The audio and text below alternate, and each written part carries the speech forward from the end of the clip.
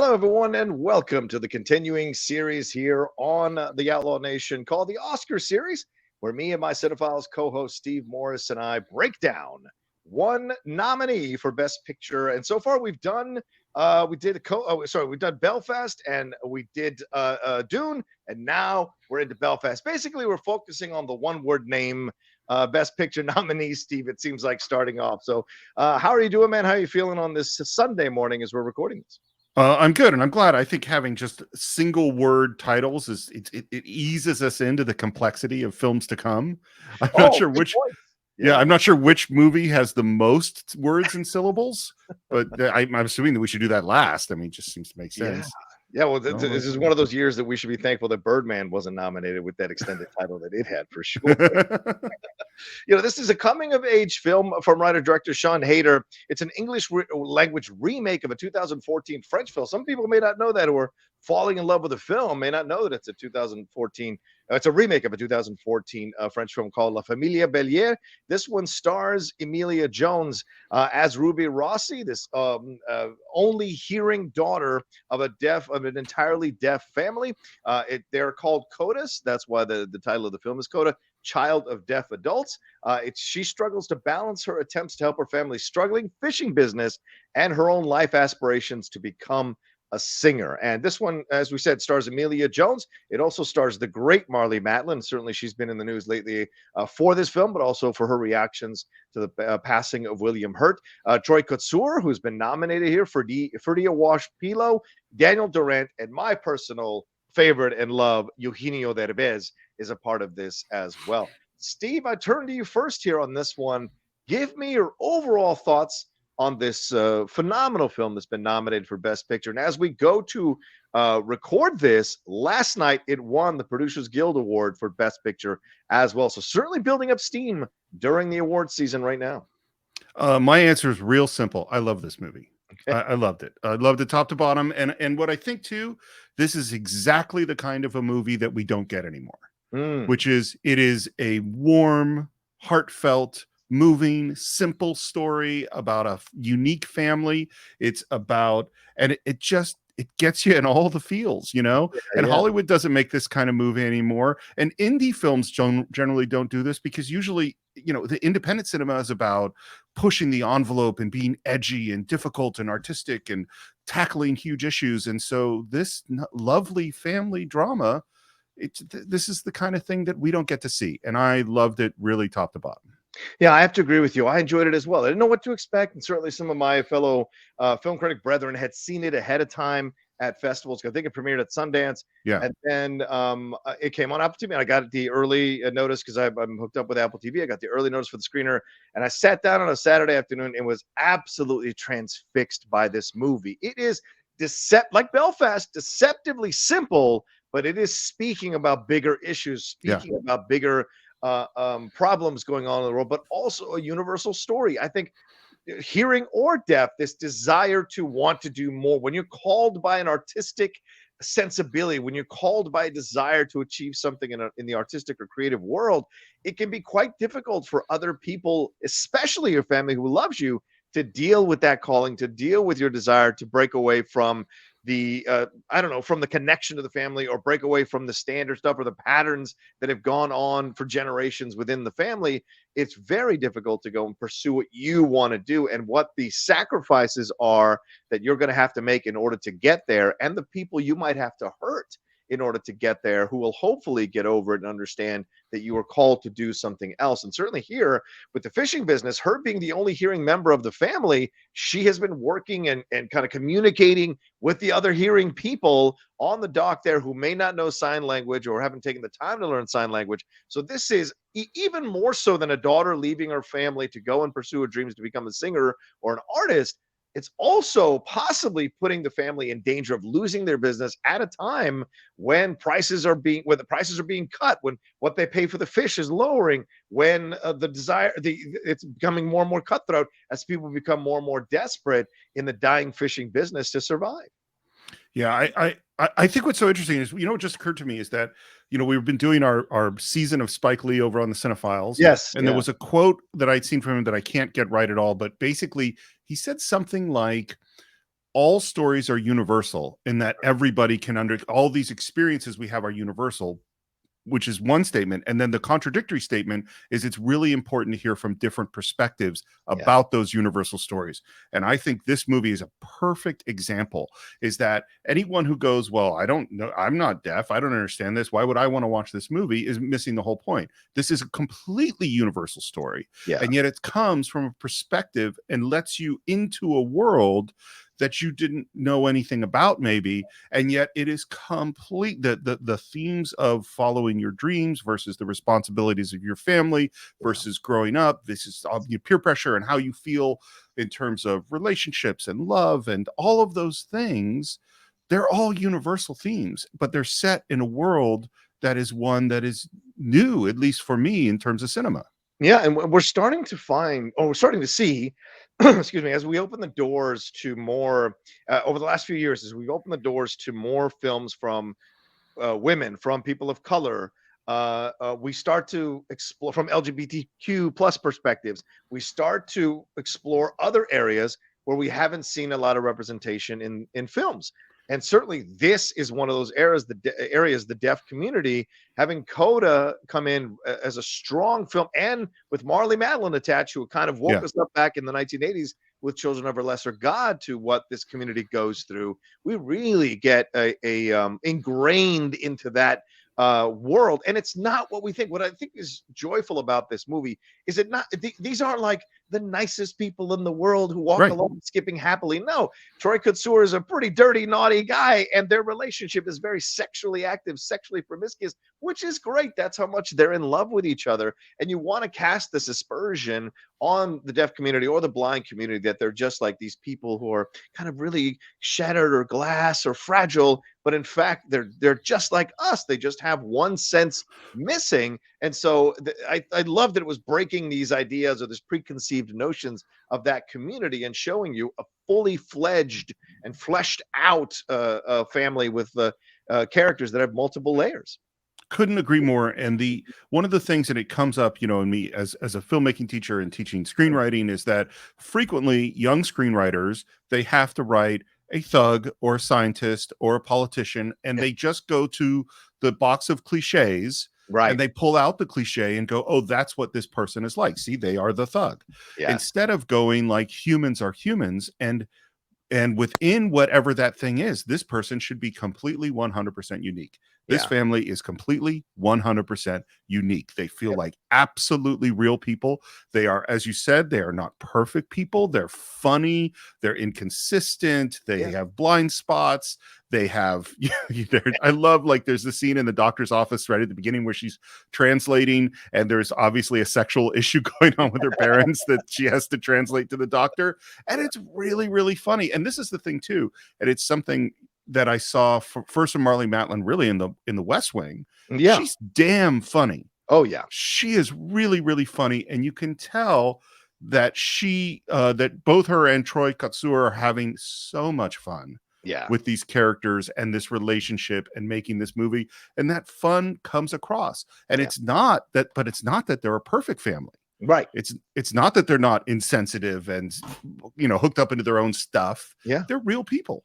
Yeah, and as such, they are scared that she is making a big mistake, that their daughter Ruby, played wonderfully by Emilia Jones. I think it's an incredible crime this season that she wasn't nominated. Rachel Zegler wasn't nominated. And yes, I will admit, although I didn't like the movie, Alana Haim was good in that movie in Licorice Pizza. She should have been nominated. So to me, three young actresses from three different walks of life that could have been in the conversation more powerfully in the Oscars for being for earning nominations. And she's incredible in this. The whole movie works because of the journey that she goes on, the frustrations she feels. We have Turning Red that came out. We've got Ms. Marvel coming.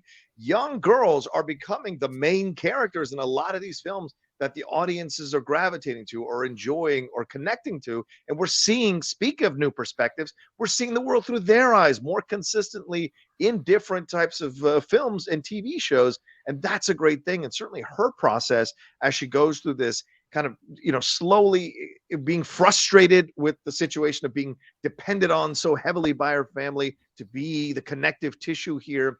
and then deciding, well, it's almost the George Bailey conversation. How much am I Exactly. sacrificing for my family versus me going out into the world and wanting to do what I want to do? I don't want plastics. I want to get out there. And so you see that with her through the process, and it's not easy. And she gets into fights with her parents, and her parents aren't necessarily initially the people who want her to go and do this. They actually want to stop her from doing this because they're afraid themselves of transitioning, of moving on, of moving into a new phase in their relationships and in their lives. And I love that that's real, Steve. That would actually happen. It's not, Absolutely. it's, as you said, it's not a film, I don't know, a cookie cutter film or a Lifetime movie. This is real, and people are scared, and people get worried about money and what have you. And so their desperation to hold on to their daughter, I think, is so connectable. And then seeing their process as they slowly let go and understand her power and embrace her power is beautiful to see in the movie. Well, this is what I mean by being a universal story told from a unique perspective, because like Yeah. the theme of I have a dream and my family doesn't understand my dream, or I have deep responsibilities, like the movies like October Sky, there's movies Oh, yeah. like is it Billy Elliot with Yes. the kid that wants to dance? And like that is a consistent theme. Yeah. But that doesn't make this story a cliche in any way. And one of the things I think that makes it so powerful is that, I mean, mom and dad don't understand my dreams. That's a classic theme. Right. Mom and dad are literally incapable of hearing me sing. Oh, yes. Great point, Steve. That is like, and I don't want to spoil it, but to say that there is a scene in which I ugly sobbed. Yeah. I mean, just like shoulders bouncing up and down. I couldn't look at the screen is an understatement. There is a scene that, and I was moved throughout most of the film, but then you get to this one spot, boom, that was it for me, and it's because of exactly this struggle of her parents can't. This is this thing that and we should say, by the way, she can sing. Yes, she can. I mean, because that's always an issue in this kind of a film when you have the story that's building to hearing this character sing. Right. Well, they have to deliver, and she 100% does. And ironically, Alana Haim and Rachel Zegler can also sing. Yet another reason they maybe should have been nominated. I want to just say one thing. This is just because you brought it up, which is because I was thinking about Turning Red too, right when we started, and I was kind of like not going to bring it up, but I'm glad that you did, because we've seen that it got this weird reaction of how is this story for me, right? And which is just fucked up and stupid. But we don't have to go. We could do a Cine-Files short on that at some point. But I'm down with that. Yeah. But what was interesting was, so we showed it to Jax, and I was concerned, because are we going to have to discuss menstrual cycles, and are we going to have to, which we did a little bit, and he kind of, he knew a little bit about that stuff. We told him a little bit more about that stuff. Right. But I was going, is he going to lock into this movie? And the answer is 100% he did. Not only did he lock into it, but it had deep meaning, I think, for him psychologically, even because the monster within, that is a thing that my kid really, that's real for him. Like, because he would say to me, he has said to us, well, I'm part demon. Wow. I mean, literally, that's what my kid says to me. Whoa. So when that got to that point where we're sort of dealing with that, and that's, and they're going, this is okay, we all have this inside of us, I saw it hit him emotionally. Yeah. And this is the thing about universal stories, but told from a different perspective, is that they can be so powerful, and they can actually help us look at our own world in a way that maybe we couldn't have before. Yeah, it's an excellent point, Steve. Absolutely. I'm glad. And I felt that way too, watching Turning Red. We've all got that thing inside of us, whether it's a demon or a big red panda or anything else.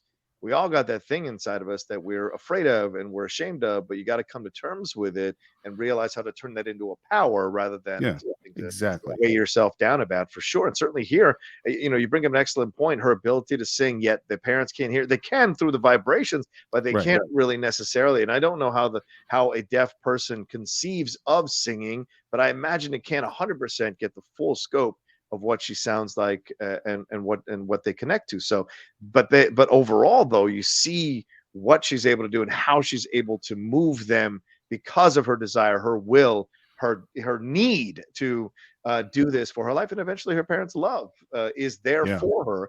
And I do want to give a shout out to Eugenio Derbez, who I think is absolutely fantastic in this movie here. He is the music teacher who kind of guides her through this process and gives her so much. And he's not an easy music teacher. He is, because he knows that she has the ability to achieve something really powerful. So he is like writing her and making sure that she is fully committed and understanding. And he kind of goes above and beyond to make sure it's possible. And listen, as a Latino, watching a Latino music teacher like this, bringing this out, seeing the ease of Eugenio Derbez, who has decades of experience in this business, seeing him get a nice little role to play here in this movie was so much fun. What did you think of his character? And have you had teachers like this, Steve? The answer, I mean, I haven't had exactly this teacher, but I've certainly had the teachers who told me that what I was doing wasn't good enough. Yes. And that I had to dig deep and do better. And it's funny, I'm not sure that I put him at quite this stature, but I think he's in the ballpark of the great teachers of Yoda and Mickey and Mr. Miyagi and these people who are these fascinating characters that our heroes need to meet and be pushed, and and the key to all three of those people, and there are a bunch of other great teachers that we could probably list, is they don't respond in the way that you expect. They are unexpected. And his sort of, it's not cruelty, but it is harshness and lack of well, he's not going to bullshit you, you know. Exactly. And we live in a world with I'm a liberal progressive guy, but we live in a world where there are a lot of hugs and there's not a lot of Vince Lombardi. And I know you and I have talked about this a lot. There are certain times in your life where you need a hug and you need support unconditionally. And there are other times in your life where you need someone to say, get up off your ass. You know, I don't care if it hurts. I don't care if you're limping. I don't care what it is. You got to go do this thing now. Toughen up. And that's what this teacher does. If you want to achieve the things you want to achieve, it's not supposed to be easy. That's what makes it worth it to achieve it, for sure. One last question for you, Steve. You're as the director, you've directed feature films here, you've written feature films. Talk to me about the work that Siân Heder does as a director in this movie. I mean, a lot of people think right now that it might be Coda versus Power of the Dog, two female-directed films going at it for Best Picture. What did you think of Siân Heder's direction in this movie? Well, what I'll say first is that the job of the director is very poorly defined. Is that because there are people that you could be a director that is a screenwriter who's never been on a movie set, doesn't know anything about a camera, has never talked to actors, and still end up being a great director. Right. You could be an actor who knows all about acting and knows all about that work, but really doesn't know some of the technical aspects. You could be a cinematographer and knows all about cinematography, but couldn't talk to an actor to save your life. And all those people can end up being a good director. And so, but what we tend to look at is things like, if you watch Dune, you go like, wow, there's a visionary here. I see that, because you see it so viscerally and visually, or if you watch, The Tragedy of Macbeth, you go like, oh man, there is choices being made that I can see. Sometimes a director's job is to just understand the story and the characters and let them do what they have to do. And you just put the camera in the right place and know when to cut. And so like, I don't think this is a showy movie in terms of direction, but I think the hand is so sure of when to get your main character and to look at her face and understand what she is thinking or what she is seeing or what she is feeling because in particular, this is a movie I think that's really about choice. It's about, do I sacrifice and do what is necessary to help my family who I love, but give up on my dreams? And how does my family respond to that? And it's funny. I remember when we had David and Milena on to talk about Stephen Sondheim. And they said that Sondheim's number one rule is clarity.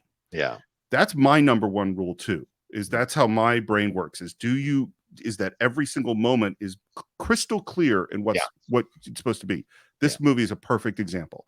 You are 100% with the characters. You understand them throughout the whole thing. You understand the choices that they're making. You understand what they're feeling, and you feel it too. And so I think it's tremendous direction without being particularly aggressive or showy or anything like that. It does what a director is supposed to do, which is tell a story really, really well. Absolutely. I look forward for more from her As a director down the road for sure.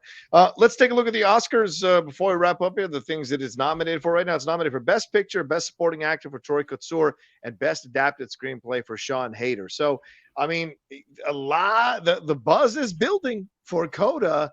Steve, where where do you sit on the what side do you sit on looking at Coda? Do you think it has a chance to pull the upset and win Best Picture? So I will put my same statement first. I always lose at the Oscar poll. I strongly believe this is going to win Best Picture. Wow, strongly. Okay, strongly. And here's my reasoning: is it really comes down to that ranked choice voting issue? Oh, because I don't understand why people think Power of the Dog is going to win. I know it's got all this momentum, and certainly we'll talk about it more in depth. But while I think it's a brilliantly made film across the board, top to bottom, I don't like it. And I can't imagine people going like, I want to watch that movie again. I love that film. You know, it's a difficult, troubling film. Yeah. And there's a lot of kind of divisive films on the Best Picture list. You know, West Side Story is going to get some votes, even though it's probably not going to win because it was so unsuccessful. Belfast is going to get some votes because it's, like a lot of these movies are going to get a bunch of votes, which means that there is not going to be a film that has more than 50% after the first tally is taken. Right. And what happens is they dump the bottom and then they apply your second choice votes to another film. I think Coda is going to be more people's second choice than any other film. And it's going to be the first choice for a fair amount of people. Right. That's because what other movie is going to be as universally liked? Yeah. You know what I mean? Yeah. That's my reasoning. Yeah, that's a good point here. It won the and this is the interesting awards that it's won, the NAACP Image Awards. It won for the Outstanding Independent Motion Picture. At SAG, it won the Outstanding Performance by Cast in a Motion Picture. Certainly, the organization I'm a part of, Hollywood Critics Association, it won Best Picture as well. And recently, the Critics' Choice Awards, it won. It was nominated for Best Picture. And then, of course, as I said, Producer Guild Awards last night, it won Best Picture as well. We shall see. Troy Kotsur seems to be the shoe-in to win this. He's been picking them up left and right lately. So do you think he's got the number one shot to win Best Supporting Actor here? Again, I suck at this, but I'd say he's a lock. Okay, a lock. Yeah, I mean, because you look at the other performances, I don't think J.K. Simmons should have been nominated. He's totally good. I mean, the guy's a great actor. He's always good. Yeah. The two nominations for Power of the Dog, again, they're really good performances. Yeah. But this performance is completely unique.